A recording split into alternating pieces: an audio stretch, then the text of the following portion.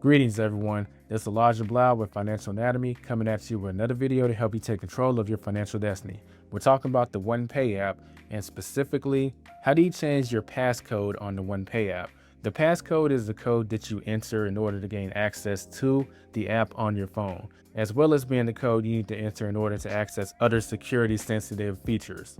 You want to start off by opening the app up, and then you want to click your account button in the top right hand corner. This will usually be your initials, in my case EB for Elijah Bilel. Once you're here, just scroll down and click on account. You'll then see where it has the option to change passcode.